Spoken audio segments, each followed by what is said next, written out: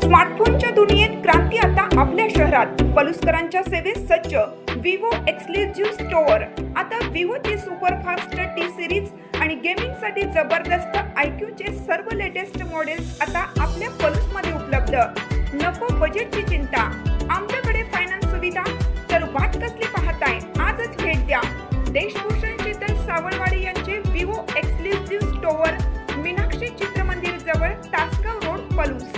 संपर्क 94 21 22 42 54 किंवा 91 72 57 16 27. भाजप ही कोणाची मक्तेदारी नसून कार्यकर्त्यांचा पक्ष. संग्रामसिंह देशमुख यांचा विरोधकांवर प्रहार. भारतीय जनता पार्टी हा जगातील सर्वात मोठा पक्ष असून ही कोणाची मक्तेदारी नाही, तर हा सामान्य कार्यकर्त्यांचा पक्ष आहे.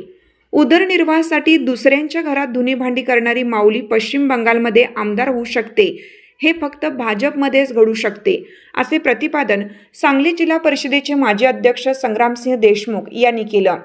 कडेगाव तालुक्यातील आसद येथे आयोजित पक्षप्रवेश व विकास कामांच्या भूमिपूजन प्रसंगी ते बोलत होते.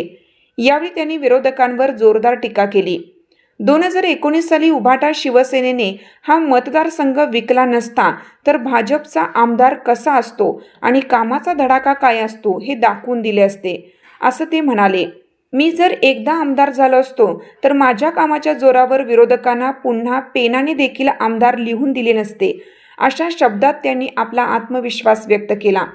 शक्तीपीठ महामार्गाच्या मुद्द्यावरून बोलताना देशमुख यांनी स्पष्ट केलं की हे सरकार शेतकऱ्यांच्या हिताचे निर्णय घेणारे असून शेतकऱ्यांच्या संमतीशिवाय हा महामार्ग कदापिही होणार नाही.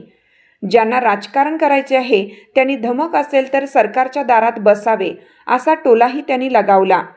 जिल्हा परिषद अध्यक्ष असताना आसद गावासाठी 8 कोटीहून अधिक निधी दिला असून यापुढेही गावाच्या विकासासाठी लागेल तितका निधी दिला जाईल आणि कोणताही विकास शिल्लक ठेवला जाणार नाही, असा शब्द त्यांनी यावेळी ग्रामस्थांना दिला. या कार्यक्रमात सम्राट महाडिक, राजाराम गरुड, विशाल मोहिते, विकास सूर्यवंशी यांच्यासह सोनहिरा खोऱ्यातील भारतीय जनता पार्टीचे सर्व पदाधिकारी आणि कार्यकर्ते मोठ्या संख्येने उपस्थित होते.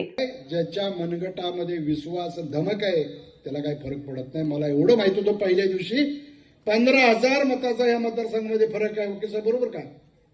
हा फरक आपण काढला तर या विधानसभेमध्ये आपण जिंकू शकतो. कोणी काही करायचे करू दे.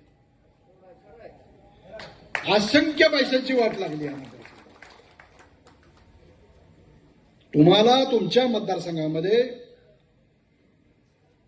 या मतदारसंघाच्या वाटचालीमध्ये, घडणीमध्ये स्वर्गीय पतंगराव कदम साहेबांचं योगदान आहे. आम्ही ती नाकारत नाही. तुमचं योगदान काय? तुमचं योगदान तुम्ही राज्यमंत्री असताना दाखवायला पाहिजे होतं. 5-5, 6-6 खाती तुमच्याकडे होती. त्यावेळी तुमच्याकडे सहकार होतं, कृषी होतं, महसूल, सगळी खाती तुमच्याकडे होती.